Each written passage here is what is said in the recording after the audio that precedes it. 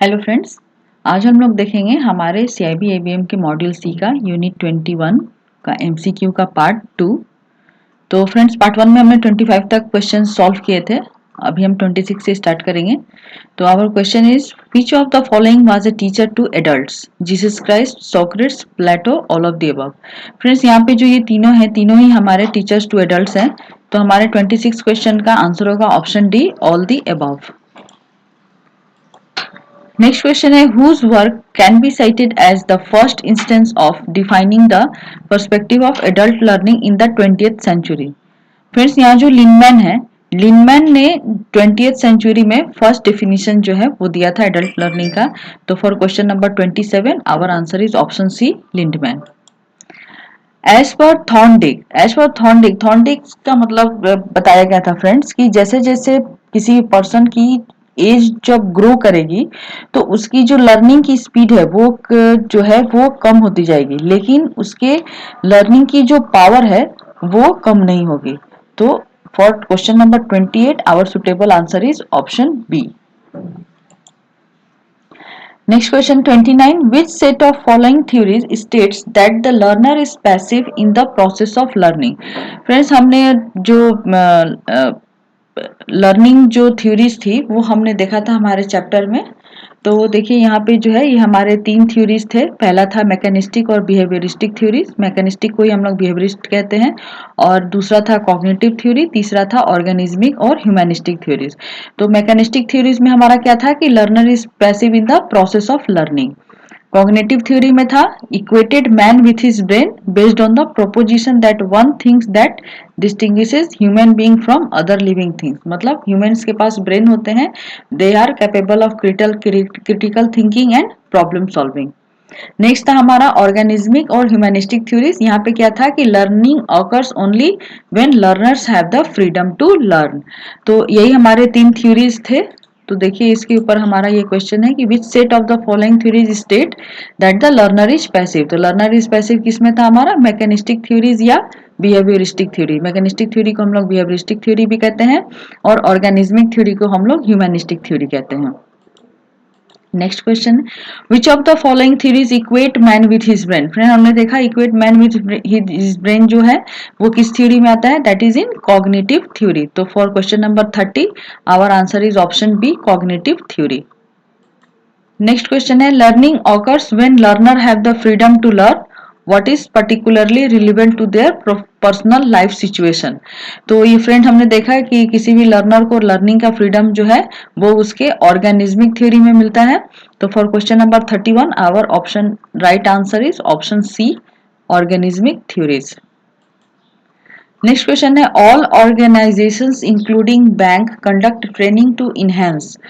सारे organization including bank में training किस लिए कंडक्ट की जाती है। तो फ्रेंड्स देखिए यहाँ पे हमारा ये जो है कि actual training is done internally और एक्सटर्नली।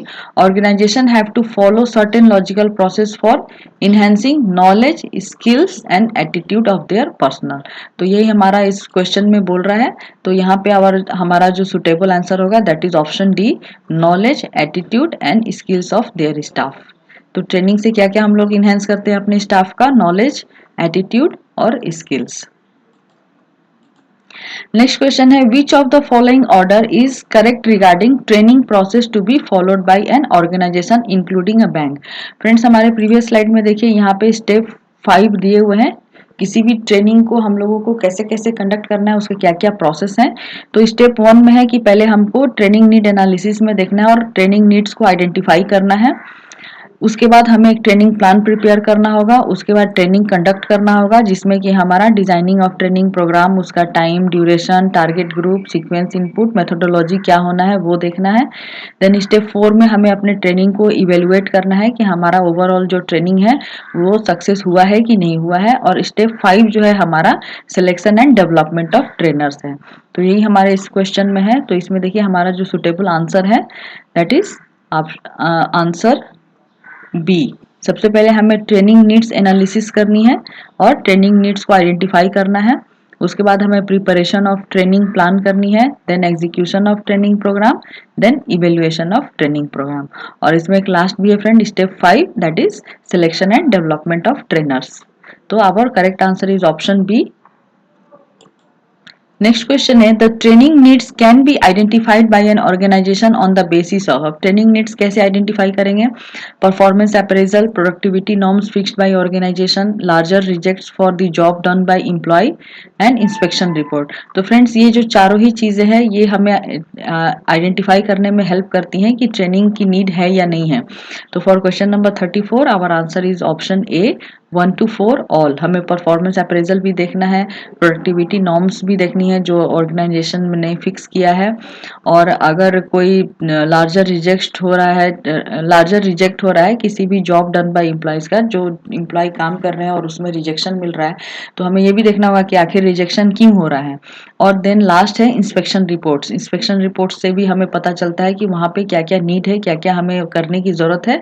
तो ये हमें ट्रेनिंग नीड को आइडेंटिफाई करने में हेल्प करता है। तो our answer is option A 1 to 4 all. Next question है कि which of the following is a common mode of providing on the job training. On the job training के क्या क्या कॉमन मोड है? पहला है अप्रेंटिसशिप प्रोग्राम, दूसरा है जॉब इंस्ट्रक्शन ट्रेनिंग, तीसरा है under study assignment, all of the above. Friends ये तीनों ही जो है वो हमारे ऑन द जॉब ट्रेनिंग के पार्ट है। अप्रेंटिसशिप प्रोग्राम में क्या होता है कि जो इम्प्लॉई हैं वो लर्निंग के दौरान कुछ अगर उनको असाइनमेंट दिया जाता है तो वो इसमें करते हैं। जॉब इंस्ट्रक्शन ट्रेनिंग में है कि उनको कोई काम दे दिया जाता है, इंस्ट्रक्ट किया जाता है कि आपको ये काम करना है, और वो विद इन ट्रेनिंग ही वो उसको करते हैं। और तीसरा है अंडर स्टडी असाइनमेंट। ये भी कुछ इसी तरह का है कि कोई अगर सेशन हो रहा है और उसके दौरान आपको कोई असाइनमेंट दिया जा रहा है तो वो आपका अंडर स्टडी असाइनमेंट हो गया। और तीसरा है, चौथा है हमारा ऑल ऑफ द अबव। तो जो तीनों ही ऑप्शन है that is suitable answer. So our answer is option D all of the above. Which of the following is an advantage of on the job training? तो on the job training के advantage क्या क्या हैं? On the job training के advantage है friends, employ is actually contributing to the events, the individual see the relevance and get the feel of things of what is to be done, individual is likely to be motivated as he is on the scene of work. तो friends ये तीनों ही जो है वो on the job training के हमारे advantage हैं। तो for question number 36 our answer is option A 1 to 3 all. Next question है while conducting the training program which of the following methodology is used. जब ट्रेनिंग प्रोग्राम कंडक्ट होती है तो इनमें से हम लोग कौन सी मेथोडोलॉजी यूज करते हैं? तो lecturer and experimental lectures, reading and discussion, case studies and role plays. तो फ्रेंड्स हम लोग ट्रेनिंग में ये सारी ही चीजें करते हैं। तो our suitable answer is option D all the above. Next question है assessment of whether the training has achieved its laid down objective means. Friends जब भी किसी ट्रेनिंग की जो अचीवमेंट की जो असेसमेंट हम लोग करते हैं that is validation of training, और किसी भी ट्रेनिंग की जो ओवरऑल इवेल्युएशन हम लोग करते हैं, ओवरऑल असेसमेंट, उसको हम लोग इवेल्युएशन कहते हैं। तो in this question our for question number 38 our answer is B validation of training. Next slide देखते हैं फ्रेंड्स।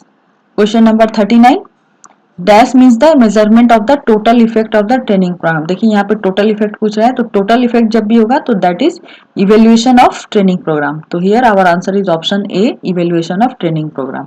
जब वैलिडेशन पूछेगा, ये देखिए हमारा प्रीवियस स्लाइड में कि ट्रेनिंग की जो अचीवमेंट है वो क्या है, तो वो हम लोग वैलिडेशन के थ्रू करेंगे, और जब ओवरऑल टोटल इफेक्ट हम लोग देखेंगे तो हम लोग इवेल्युएशन ऑफ ट्रेनिंग प्रोग्राम करेंगे। नेक्स्ट क्वेश्चन देखते हैं friends. The evaluation of training is done at 4 levels. At one of these levels, the participants form opinion about the content, the method, the trainer, the relevance, etc. This is called.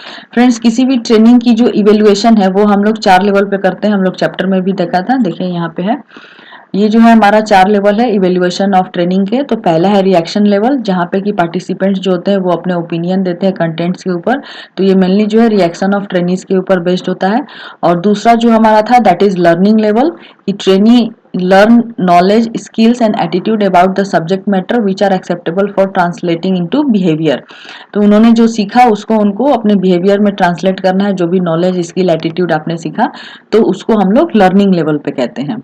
और तीसरा जो है that is the behaviour level, मतलब trainees apply the learning to actual situation, जो actual situation में trainees ने जो सीखा है उसको अप्लाई किया है, मतलब transfer of learning to work place. तो ये आपका बिहेवियर लेवल में आता है, आपके बिहेवियर में अगर वो एक्सेप्टेबल हो गया, चेंजेस आ गए आपके बिहेवियर में, तो दैट इज बिहेवियर लेवल। और लर्निंग लेवल में कि आपने उनको सीख लिया कि अब उसको आप बिहेवियर में ट्रांसलेट कर सकते हैं, तो दैट इज लर्निंग लेवल। जो लास्ट है that is functioning level. Functioning level मतलब change in behaviour on the job affect the functioning of the organisation. अब आपने उसको सीख लिया, बिहेवियर में अपने ले आए, अब आप उसको अपने ऑर्गेनाइजेशन में जब आप उस बिहेवियर के थ्रू आप फंक्शन कर रहे हैं, तो उससे ऑर्गेनाइजेशन को कितना इफेक्ट हो रहा है, वो उसमें प्रॉफिट हो रहा है कि लॉस हो रहा है, तो वो आपका फंक्शनिंग लेवल कहलाता है। तो यही देखिए हमारी स्लाइड में है फ्रेंड्स कि the evaluation of training is done at 4 levels. तो participants form opinion about the contents, मतलब ओपिनियन जो हो गया उन्होंने जो सीखा, और जो है मेथड जो भी सीखा उन्होंने, तो उसको कौन से लेवल कहेंगे, तो that is our reaction level, मतलब वहां पे उनका क्या रिएक्शन लेवल हो रहा है, तो वो हमारा फर्स्ट लेवल है। Second level है the evaluation of training is done at 4 levels. At one of these levels, the participants learn knowledge, skills and attitude about the subject matter, which is evaluated through some test conducted before and after the training.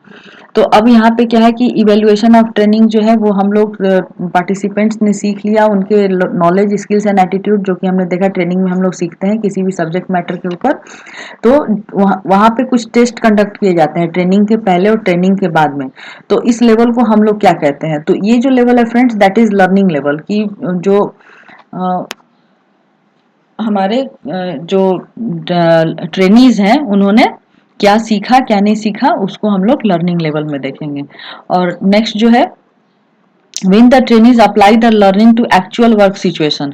अब जब actual work situation में जो उन्होंने जो सीखा है वो apply करेंगे, which can be observed in term of changes in their behavior at work। तो जब ये बिहेवियर में चेंजेस आएंगी उनके सीखने की वजह से, तो that is our behaviour level. तो अब for question number 42 our correct answer is option C, behaviour level. Next question, the positive changes in behaviour affect the functioning of the organisation. अब हमारे बिहेवियर की वजह से हम जो काम कर रहे हैं उससे हमारे ऑर्गेनाइजेशन में कितना इफेक्ट आ रहा है, तो उसको this can be express in terms of financial benefit और return on training investment to the organization, this evaluation is called.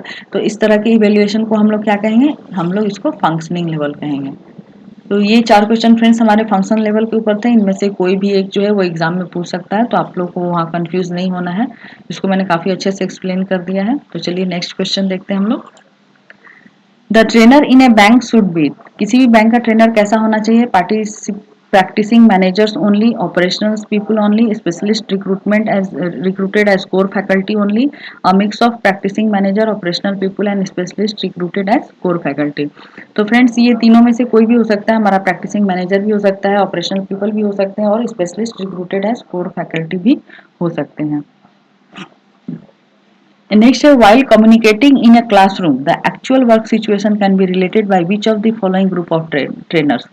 अब फ्रेंड्स जो एक्चुअल वर्क सिचुएशन है वो किस तरह के ट्रेनर जो है वो को रिलेट कर सकते हैं, तो जो ऑपरेशनल पीपल होंगे, जो फील्ड में काम करते हैं, जो सब कुछ देखते हैं, जो रियल टाइम जो काम करते हैं, तो वही जो है वो एक्चुअल वर्क सिचुएशन को रिलेट कर सकते हैं। तो for question number 45 our answer is option B, operational people.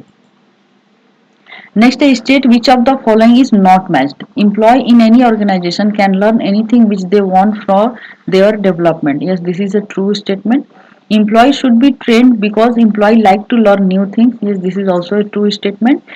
Training, education and developments have same meaning. नहीं फ्रेंड्स, ट्रेनिंग हमारा अलग है, एजुकेशन हमारा अलग है, डेवलपमेंट हमारा अलग है, ये हमने पिछले क्वेश्चंस में भी देखा था। तो ये हमारा जो है फॉल्स स्टेटमेंट है, तो इसीलिए ऑप्शन सी जो है ये यहाँ पे मैच नहीं कर रहा है।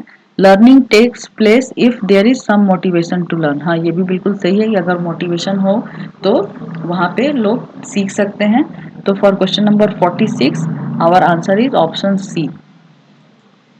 Which of the following statement is correct, the objective of development is the learning for growth and not related to a specific job, the objective of training is the learning related to present job, operational people also require training in teaching technology.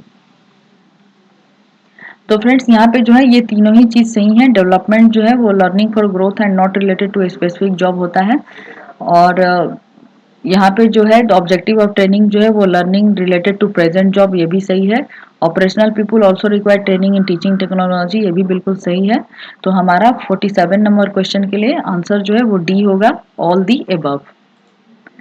Next question है the persistent tendency to feel and behave in a particular way towards some object is called. अब यहाँ पे क्या है कि the persistent tendency to feel and behave in a particular way, तो ये friends हमारा एटीट्यूड है कि हम लोग का परसिस्टेंट टेंडेंसी जो होता है किसी भी चीज को फील करना और बिहेव करना इन अ पर्टिकुलर वे, तो उसको हम लोग एटीट्यूड कहते हैं। तो for question number 48 our answer is option B, attitude. Next question है attitude can be characterize in the following ways. अभी एटीट्यूड कैसे कैरेक्टराइज हो सकता है friends? Attitude tends to persist till something is done to change. Attitude can fall anywhere along a continuum from very favourable to very unfavourable और positive और negative. The attitude is directed towards some object about which a person has perception, feelings and beliefs.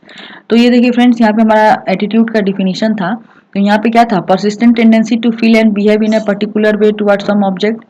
Attitude tends to, यहाँ पे 3 way जो दिए हुए हैं, attitude tends to persist unless something is done to change. Attitude can fall anywhere along a continuum from very favourable to very unfavourable और positive to negative.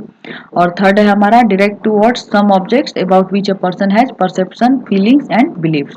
तो ये जो है हमारा, ये तीनों का तीनों ही ऑप्शन जो है that is the correct characteristic of attitude.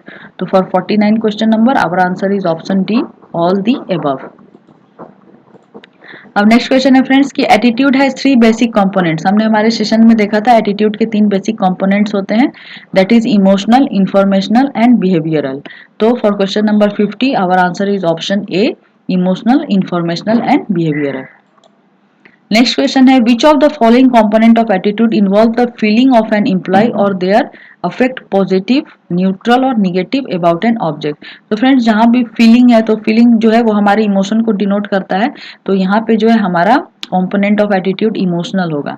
तो for question number 51 our answer is option A, emotional. Next है which of the following component of attitude consist of belief and the information that an employee has. अब किसी भी object के प्रति किसी भी employ का बिलीफ और इंफॉर्मेशन जो होता है वो उसके किस कंपोनेंट ऑफ एटीट्यूड को बिहेव करता है? वो हमारे इंफॉर्मेशनल कंटेंट को, कंपोनेंट को डिनोट करता है। तो for question number 52 our answer is option B, informational. Next question है कि the dash component of attitude consist of tendency of a person to behave in a particular way.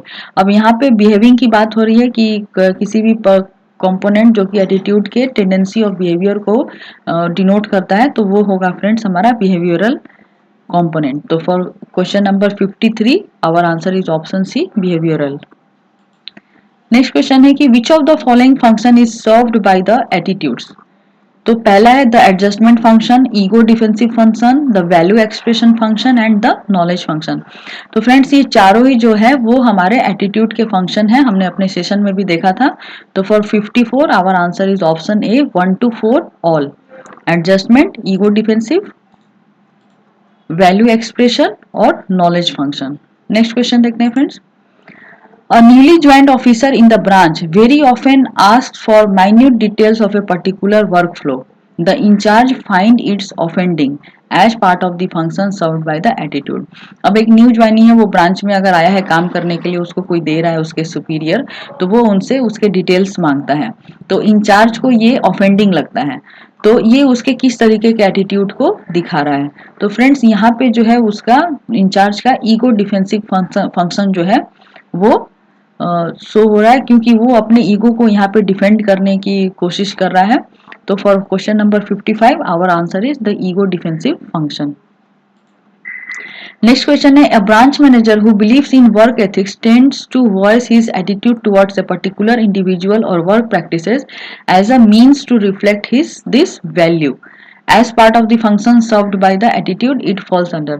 Friends यहाँ पे branch manager जो work ethics में believe करता है, तो उसकी जो भी एटीट्यूड और उसके जो काम होंगे वो जो है पर्टिकुलर इंडिविजुअल वर्क और प्रैक्टिसेस के में उसके वैल्यू को रिफ्लेक्ट करते हैं। तो जहाँ भी किसी भी पर्सन के वैल्यू जो है, क्योंकि उसके लिए काम की वैल्यू है, तो उसके काम में वो चीज रिफ्लेक्ट होगी। तो ये हमारा वैल्यू एक्सप्रेशन फंक्शन है। तो for 56 the correct option is option see the value expression function. वैसे भी यहाँ पे रिफ्लेक्ट दिस वैल्यू बोल रहा है, तो वैल्यू से आप पकड़ लीजिए, ये आपका द वैल्यू एक्सप्रेशन फंक्शन होगा। नेक्स्ट है attitude can be changed by way of. किसी भी पर्सन के एटीट्यूड को आप कैसे चेंज कर सकते हैं? तो providing new information, use of fear, resolving the discrepancies between attitude and behaviour and all of the above. तो फ्रेंड्स हमने देखा था हम लोग किसी भी पर्सन के एटीट्यूड को कैसे चेंज कर सकते हैं। तो हम उनको नई इंफॉर्मेशन प्रोवाइड करेंगे, यूज ऑफ फेयर, उनको यूज ऑफ फेयर से भी चेंज कर सकते हैं, और जो भी उनके एटीट्यूड और बिहेवियर के बीच में जो डिस्क्रिपेंसी होगी उसके बेसिस पे भी हम उनके एटीट्यूड को चेंज कर सकते हैं। नेक्स्ट क्वेश्चन है कि which of the following can play a great role in attitude change. तो किसी भी चीज की जो एटीट्यूड होती है, जो एटीट्यूड चेंज में है, कौन सा रोल जो है वो ग्रेट रोल प्ले करता है? तो फ्रेंड्स, पीयर्स, ओपिनियन लीडर्स। तो फ्रेंड्स हमने देखा था ये तीनों ही चीजें जो हैं जो किसी भी पर्सन के एटीट्यूड को चेंज करने में रोल प्ले करते हैं। तो for question number 58 our answer is option A 1 2 3 all. Next question देखते हैं। Which of the following statement does not match regarding attitude? The attitude can be changed by removing barriers. तो attitude जो है वो barriers को remove करने से change किया जा सकता है, this is a true statement. तो ये जो मैच है ये सही है। Changing attitude for most of the people is not possible, false statement. तो ये जो है friends, changing attitude for most of the people is not possible, false, ये सही, गलत स्टेटमेंट नहीं है, ये सही स्टेटमेंट है। Attitudes are formed based on facts and objective criteria, true, हाँ ये बिल्कुल सही है। तो ये दोनों ही मैच कर रहे हैं। Attitude do not impact the emotion of the person, false, ये फॉल्स स्टेटमेंट है, तो ये भी सही है। तो फ्रेंड्स ये जो ऑप्शन बी है कि changing attitude for most of the people is not possible, एक फॉल्स स्टेटमेंट है, ये फॉल्स स्टेटमेंट नहीं, ये ट्रू स्टेटमेंट है। तो for question number 59 our correct answer is option B। Next friend हमारा लाइफ स्टेजेस के ऊपर क्वेश्चन है, तो यहाँ से हम लोग हमारे पार्ट 3 में इसको कंप्लीट करेंगे। तो अब तक के लिए इस वीडियो के लिए इतना ही। हम लोग नेक्स्ट वीडियो में नेक्स्ट क्वेश्चंस के साथ मिलेंगे। तो अगर आपको चैनल अच्छा लगा है तो आप हमारे चैनल को सब्सक्राइब करिए, लाइक करिए, शेयर करिए। और फ्रेंड्स तब तक के लिए keep watching our channel and thank you for watching friends.